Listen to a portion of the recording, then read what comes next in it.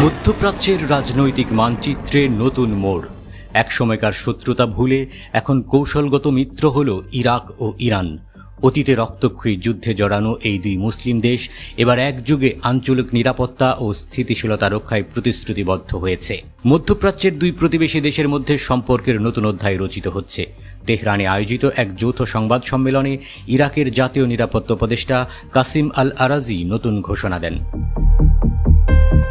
তিনি বলেন, ইরাকের মাটি বা আকাশসীমা কখনোই কোনো দেশকে, বিশেষ করে ইরানকে হুমকির মুখে ফেলতে ব্যবহার করতে দেয়া হবে না। বাগদাদ তেহরানের সঙ্গে স্বাক্ষরিত নিরাপত্তা চুক্তির প্রতি সম্পূর্ণভাবে প্রতিশ্রুতিবদ্ধ। ইরান সহ প্রতিবেশী সব দেশের সার্বভৌমত্ব রক্ষায় একযোগে কাজ করবে। কাসিম আল আরাজি বলেন, আমরা স্পষ্টভাবে জানাতে চাই, ইরাকের ভূমি বা আকাশ কোনো দেশ ব্যবহার করে প্রতিবেশী রাষ্ট্রের নিরাপত্তা বিঘ্নিত করতে পারবে না। ইরাকের আকাশসীমা শান্তি ও স্থিতিশীলতার প্রতীক হিসেবে থাকবে। ইরানের সর্বোচ্চ জাতীয় নিরাপত্তা পরিষদের সচিব আলী লারিজানির সঙ্গে এই বৈঠকটি অনুষ্ঠিত হয়। যৌথ সংবাদ সম্মেলনে লারিজানি জানান, ইরাকের সঙ্গে তার আলোচনা মূলত দুই দেশের নিরাপত্তা ও অর্থনৈতিক সম্পর্ক জোরদার করার বিষয়কে কেন্দ্র করেছিল। ইরানের শীর্ষ নিরাপত্তা কর্মকর্তা বলেন, আমাদের আলোচনায় নিরাপত্তা সহযোগিতার পাশাপাশি অর্থনৈতিক সম্পর্ক সম্প্রসারণের দিকেও গুরুত্ব দেওয়া হয়েছে। দুই দেশের স্থিতিশীলতা বজায় রাখলে গোটা অঞ্চলের ভারসাম্যও টিকিয়ে রাখা সম্ভব। গত কয়েক মাসে মধ্যপ্রাচ্যে উত্তেজনা চরমে পৌঁছেছে। বিশেষ করে গেল জুনে ইসরায়েল তেহরানে সামরিক, পারমাণবিক ও বেসামরিক স্থাপনায় আকস্মিক হামলা চালায়। সেই হামলায় ইরানের শীর্ষ সামরিক কর্মকর্তা ও পরমাণু বিজ্ঞানীরা নিহত হন। ইরাক তখন জাতিসংঘ নিরাপত্তা পরিষদে আনুষ্ঠানিকভাবে অভিযোগ দায়ের করে। তারা জানায়, ইসরায়েল ইরাকের আকাশসীমা লঙ্ঘন করে ইরানে হামলা চালিয়েছে।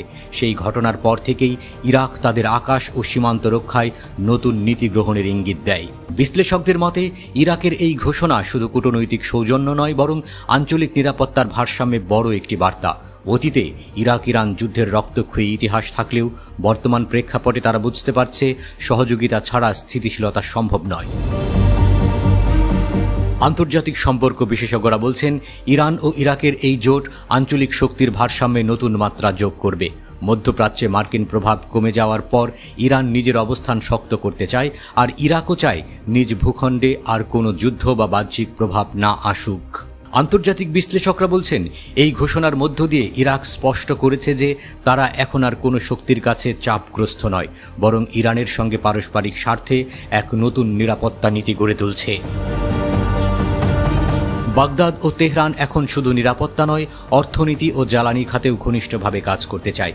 দুই দেশের সীমান্ত বাণিজ্য, জ্বালানি সরবরাহ এবং পরিবহন নেটওয়ার্ক শক্তিশালী করার পরিকল্পনাও নেওয়া হয়েছে। ইরাকের পক্ষ থেকে বলা হয়েছে, ইরানের সঙ্গে সহযোগিতা শুধু কৌশলগত নয়, এটি জনগণের স্বার্থের টেকসই উন্নয়নের অংশ। একসময়কার প্রতিদ্বন্দ্বী এই দুই দেশ এখন একই কণ্ঠে বলছে, আঞ্চলিক শান্তি ও পারস্পরিক সম্মানই হবে তাদের ভবিষ্যৎ নীতির ভিত্তি। ইরাক ও ইরানের এই কৌশলগত ঐক্য মধ্যপ্রাচ্যের রাজনীতিতে নতুন ভারসাম্য আনতে পারে, যা ইসরায়েল ও পশ্চিমা বিশ্বের জন্য বড় এক বার্তা।